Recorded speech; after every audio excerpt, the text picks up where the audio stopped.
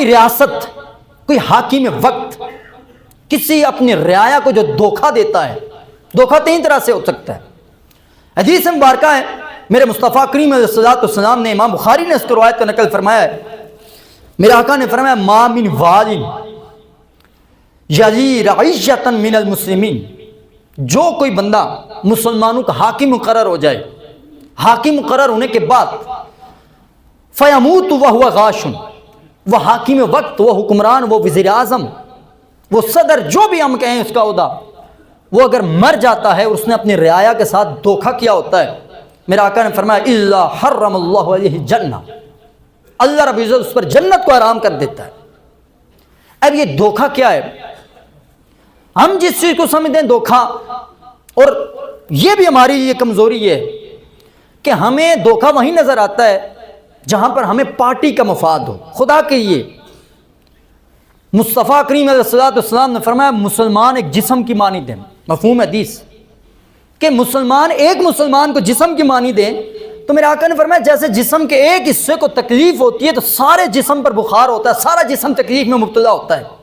جب ہمارے ایک مسلمان بھائی پر کوئی ظلم کرتا ہے تو ہمیں مسلمان کو دیکھنا چاہیے، ہمیں یہ نہیں دیکھنا چاہیے کہ اس کا پارٹی کون سی ہے، اس کا لیڈر کون سا ہے، اس کا کیا ہے۔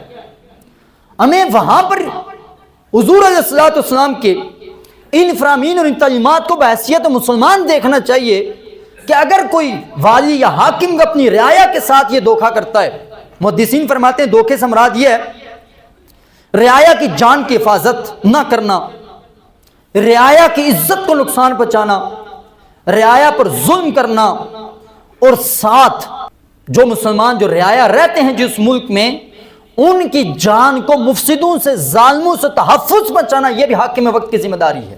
اگر کوئی حاکم وقت کسی مسلمان کی جان، مال کے آبرو کی حفاظت کے لیے اقدامات نہیں کرتا ہے تو محدثین فرماتے ہیں وہ غاشن، وہ دھوکے باز حکمران ہوگا۔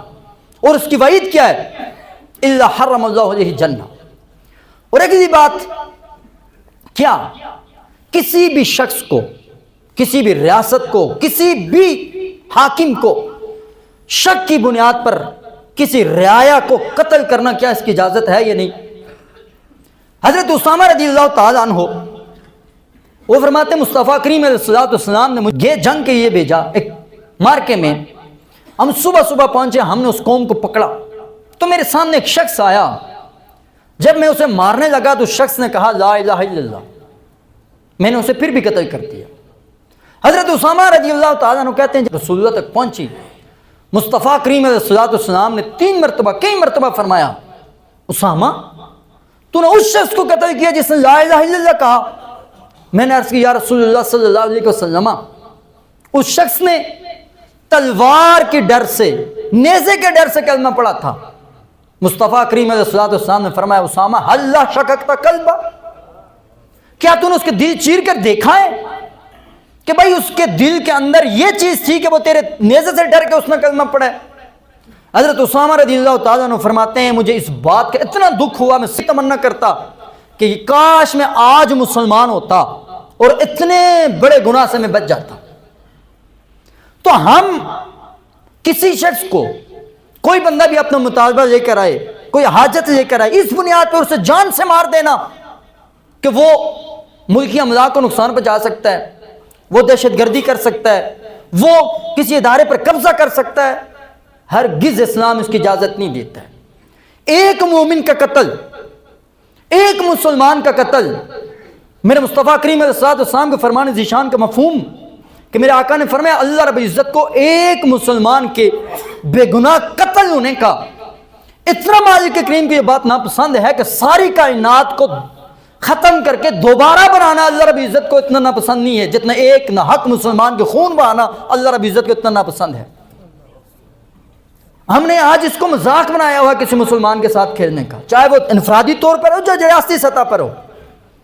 یہ دیکھیں ہمیں بحثیت مسلمان اور بحثیت شہری ہم کب تک اس بات پر آئیں گے کہ بھائی فلانا بندہ مر گیا، فلانی پارٹی کے مرا، فلانی، ہمیں اس بات کی نہیں۔ دیکھیں ایک انفرادی طور پر ظلم، قتل اور چیز ہے، اگر ریاستی سطح پر اگر یہ چیز پائی جاتی ہے تو یہ انتہائی خطرناک ہے ایک ملک کے لیے.